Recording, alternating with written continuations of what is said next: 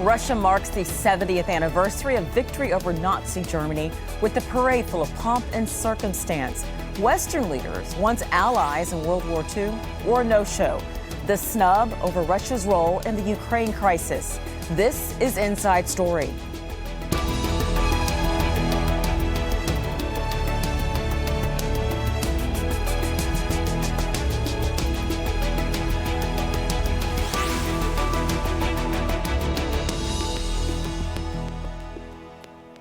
Hello and welcome to the program. I'm Rochelle Carey.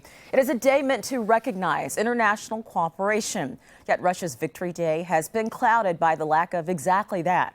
Moscow's Red Square was alive with nationalistic celebration on Saturday, complete with a grand display of military muscle, all to mark the 70th anniversary of the Allied win over Nazi Germany.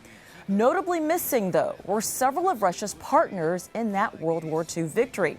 Many Western leaders, including those from Britain, France, and the United States, boycotted the parade in protest of Russia's alleged involvement in Ukraine, involvement the Kremlin adamantly denies. Now, that conflict has brought relations between Moscow and the West to its lowest point since the Cold War, with the West imposing economic sanctions and isolating Russia diplomatically. In response, Russia's begun to look elsewhere for international partnerships. So while Moscow celebrates the victories of allies past, the diplomatic shuffling begs the question, who are Russia's allies now? We'll get to our guests in just a moment. First, though, our Moscow correspondent, Rory Chalens, sets up the story for us. Helicopters, nuclear missile launchers, tanks, soldiers in uniform.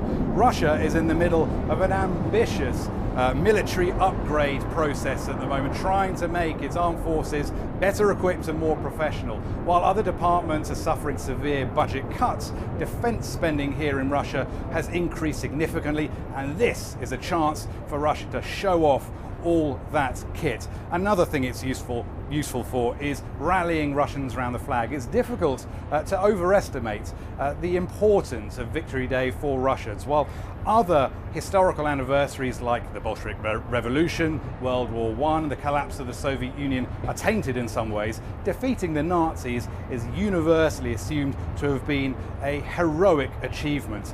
Add to that the number of people that Russia lost, or the Soviet Union lost in that conflict, and you're combining sacrifice with victory. It's a useful tool for Russia to be able to unify people domestically at a time where it's felt here in the country that Russia is being bullied and victimized by the West.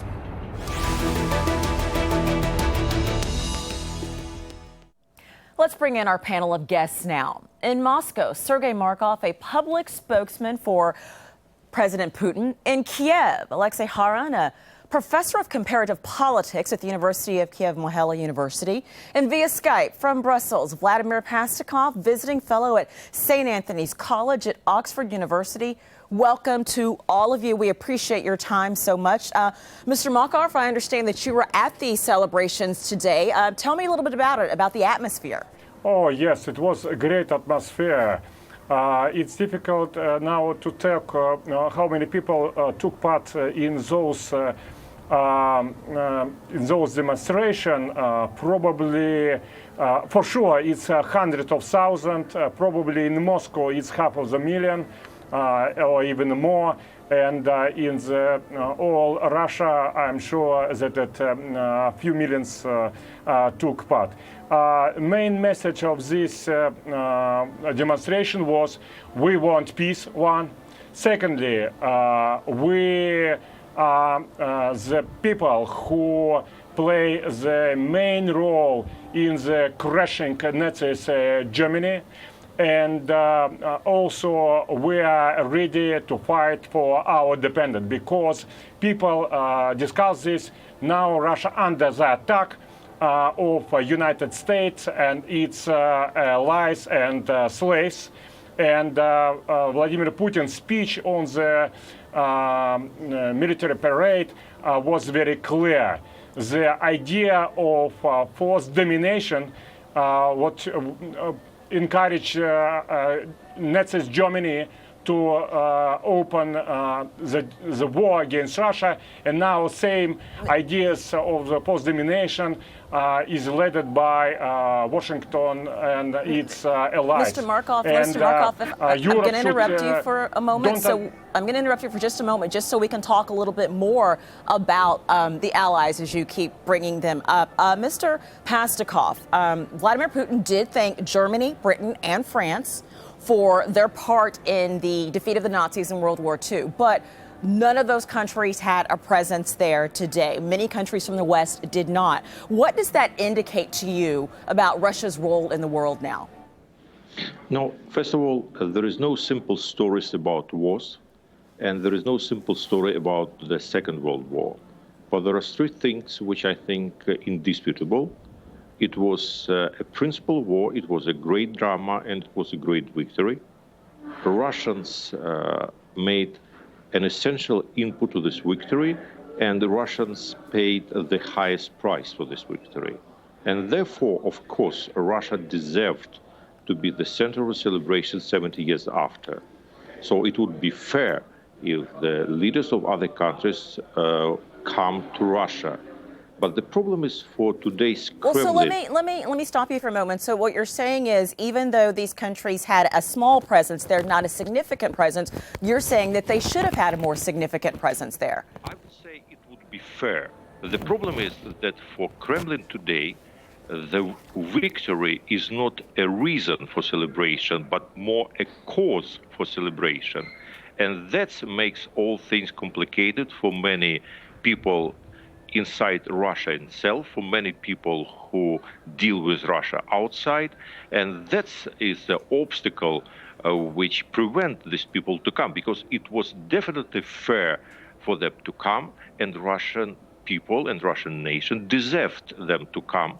The problem is that in politics there is no simple decisions, and because Kremlin today tried to squeeze from this symbol of victory everything more for stabilization of the region than just to make a proper respect to the people who died in that war and who bring the peace to this planet, that stopped a lot of people to come. Mr. Haran, do you think that, let me rephrase that, what do you think it says about Russia's relationship with the world that so many countries from the West did not have a significant presence there today? So actually what is happening right now, it is that Russia violated the principles of post-World War II order. This violation came with the annexation of Crimea and the subsequent Russian intervention, direct Russian intervention in Donbass. So I would like to remind you that the annexation of Crimea was the first territorial annexation after World War II. The previous territorial annexations were done by Hitler and Stalin. So I would like to mention that Mr. Markov is wrong. It was Hitler and Stalin who both signed an agreement which was the beginning of World War II, the agreement about division of Poland, the division of Eastern Europe. And now you see the repeated attempts of Russia to revise post-World War II orders. So again, it violated main international agreements, including bilateral treaty between Russia and Ukraine on territorial inviolability of Ukraine. So when Mr. Markov is saying that Russia is under attack, I would like to remind that there are no Western troops or Ukrainian troops in Russia, but there are Russian troops on Ukrainian soil. Ukrainians are killed en masse by Russian weapons, Russian soldiers. To be clear, Mr. Haran, to be clear though, to be clear,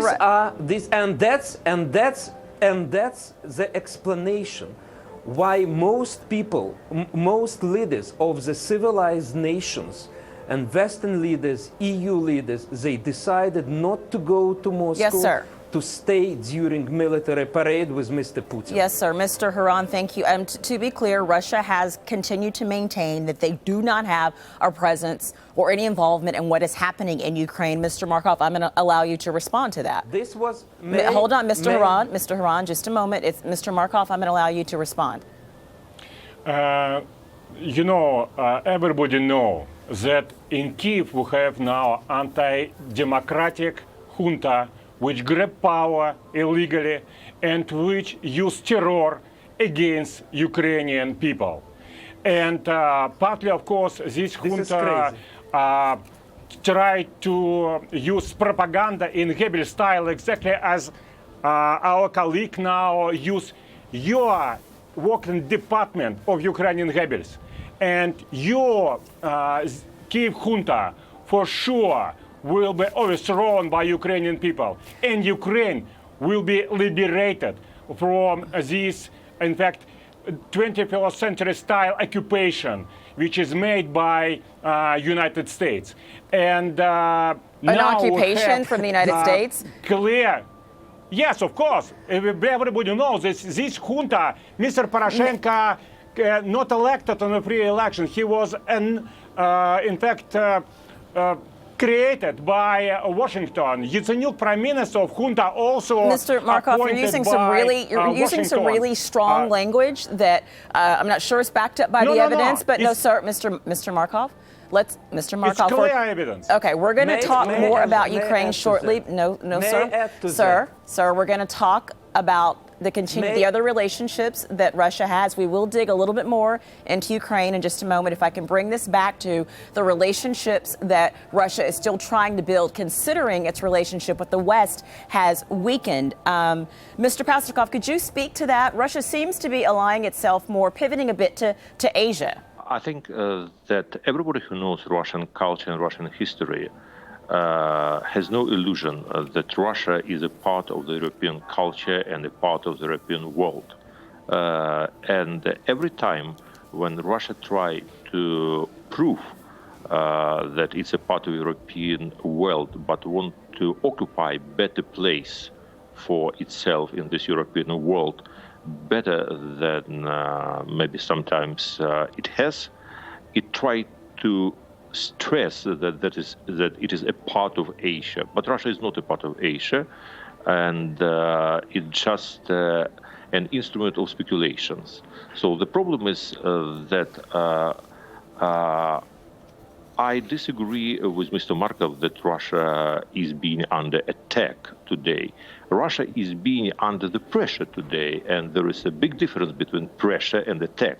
And instead, to proper answer to this pressure, which is, of course, modernization of the country, strengthening of the economics and civil society, yes, and proper feedback, it's now trying really to attack West using, in the same time, military instrument, and partially we see it in Ukraine. But Ukraine is just, again, a cause, but not a reason. What Russia is doing now, Russia is attacking West, trying to find Mr. Pastakov, if I could stop you for just a moment. When you talk about pressure, that today is about pressure, that's what the economic sanctions have also been about for the past year and a half, that seem to have taken a toll on the Russian economy, although it may be coming out of it now. There's several indicators that imply that it is. But are the sanctions having the desired effect? Does Vladimir Putin actually care about the sanctions? I think that when we're talking about, first of all, when I talk about the pressure, I'm talking not only about the pressure with sanctions for the last year, but I'm talking about the general technological and economical pressure which Russia met for the last 20 years.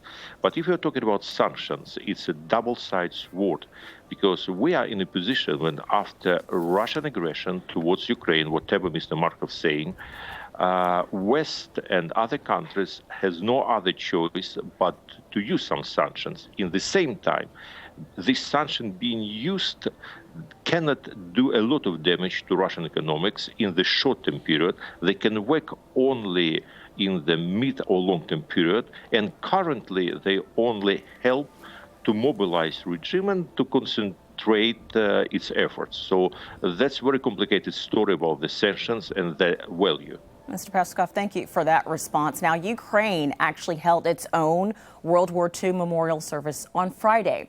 As further evidence of the divide between Russia and the West, the Ukrainian president stood under European Union flags. Petro Poroshenko also used that occasion to again chastise Russia for interfering in Ukraine.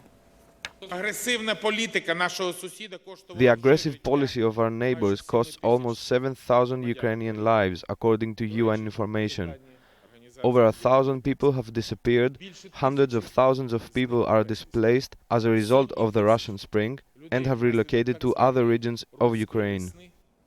Ukraine's economy is also struggling. The government has called on the international community to help repay its debt. Let's look at some numbers. In March, the International Monetary Fund approved a $17.5 billion loan to Kiev. $5 billion of that was paid immediately to stave off bankruptcy. But the World Bank predicts Ukraine's economy will still shrink by 7.5% this year. Securing the IMF bailout comes with conditions, and the government has been forced to introduce austerity measures. So, Mr. Iran, let's talk about the continuing conflict in Ukraine, the effect that it's having on the economy and on the people. I guess my first question is, what might a resolution be, or might this end up being what's called a frozen conflict? Yes, this could be a frozen conflict.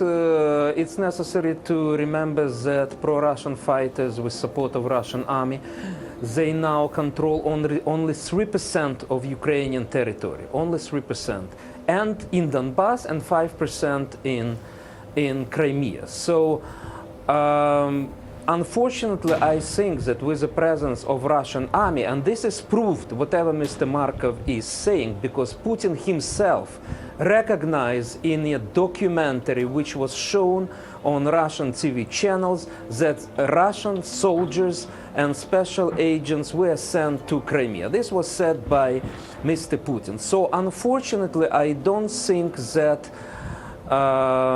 Russia is sincere in having peaceful efforts. So, well, there is a possibility of frozen conflict.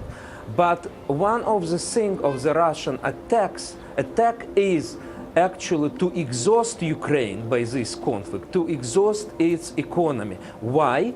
Because Ukraine is democracy. Whatever Mr. Markov is saying, our president and parliament, they are elected in a democratic way, which is recognized by international community. We have co-sharing of power. We have coalition government. Russia doesn't have it.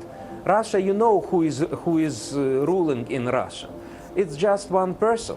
There's no democracy in Russia. So that's why it's so important for Mr. Putin to undermine Ukrainian democracy, young Ukrainian democracy, in different ways, including military conflict and economically. But we need to survive. I need to give Mr. Markov time to respond to what you have said. And also, Mr. Markov, in that response, if you can also address this really tenuous ceasefire that both sides have been accused of violating. People are continuing to die. Do you think that this situation will continue to deteriorate?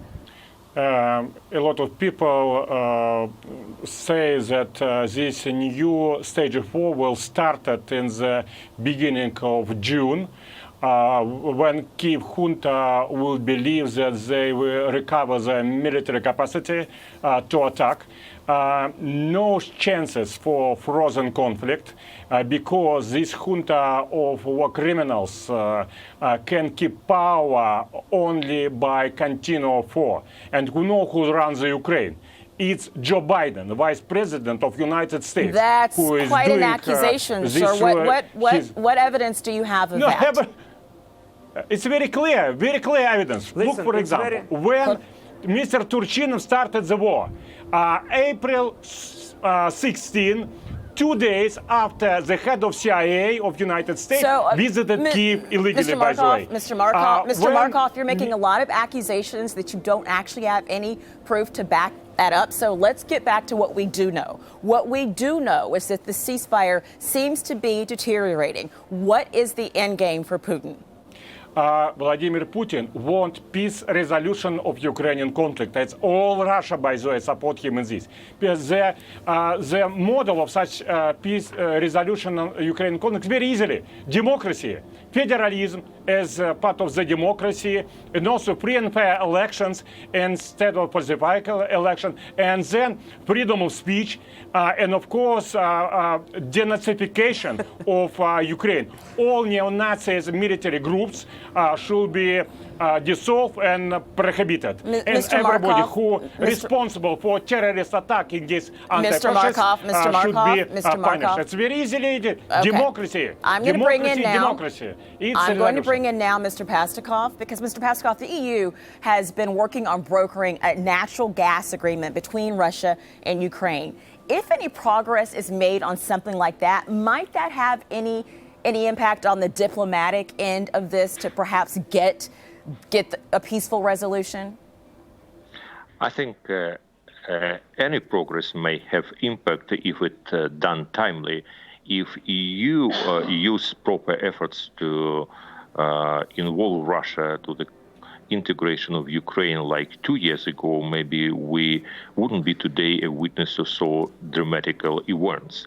So I would say that if we talk about Ukraine and resolution of what happens here, we definitely have to see three levels of this conflict. First of all, this is a civil war and civil conflict in Ukraine, which has its own roots and reasons, and we have to find the way how reintegrate of Donbass to general Ukrainian life, and that is precondition of all other decisions. We have an intervention of Russia to Ukraine, and that is the biggest problem now, and Ukraine has to be protected from this. But we have also the global level, where Russia is fighting now with the West for the better place in the international relations, and some compromise has to be found here at all. So that is a very complicated problem which has to be resolved on all levels. And I would say also that when you talk about the frozen conflict, from my point of view, the frozen conflict is a dream for us today, because we're in much worse position, because we are balancing between the frozen conflict and the Third World War, and not too much people understand today how close we are to the Third World War in the date of the celebration of the end of the Second World War. That's the biggest problem. Thank you for that reply. We're about out of time, gentlemen, but I feel like it's really important to ask all of you, and please answer as quickly as you can. Mr. Markov, what do you anticipate there will be peace soon in Ukraine? I think that the peace in Ukraine will be in the beginning of 2017 year. Because the civil war in Ukraine, it's part of the hybrid war of Washington and its ally against Russia, in main idea to overthrow Vladimir Putin and to replace Putin by Washington puppet. And it will be December parliamentary elections in Russia. So you're okay. So you're I understand. So you're connecting peace to the elections. Okay. Alexei Haran, do you think there will be a peace soon in Ukraine? Well, it's very difficult, to have this discussion, because definitely Mr. Markov, what is he saying, about what's going on in Kiev, it simply goes against any facts, any observer notice. Again, who is teaching Ukraine democracy? Russia? Come on. Freedom of speech. So again, Mr. Iran, Mr. Iran, let me bring you back to the question. But maybe, excuse me. And now, what is again very important, there's no civil war in Ukraine. Don't repeat the stories of Russian propaganda. As I have said to you, now pro-Russian separatists, they are controlling 3% of Ukrainian territory, and only with support of regular Russian troops. Is it a civil war? Moreover, there are no Western troops in Ukraine, no Western troops, no Americans, what Mr. Markov is talking about, but there are Russian soldiers on Ukrainian soil. So unfortunately, if I am realist, and we are to be realists, Mr. Iran, you have about 10 seconds. That Mr. Putin is striving for peace. All right, gentlemen, thank you to our guests, Sergei Markov in Moscow, Alexei Haran in Kiev, and in Brussels, Vladimir Pastakov, who had to depart just a bit early. Thanks to all of you, gentlemen, very much. And thank you for joining us on this edition of Inside Story. We'd love to hear your thoughts, so you can get in touch with us on our program page at aljazeera.com. You can also post your comments on facebook.com/AJ Inside Story. You can tweet us as well, AJ Inside Story. Now from me, Rochelle Carey, and the entire team here, bye for now.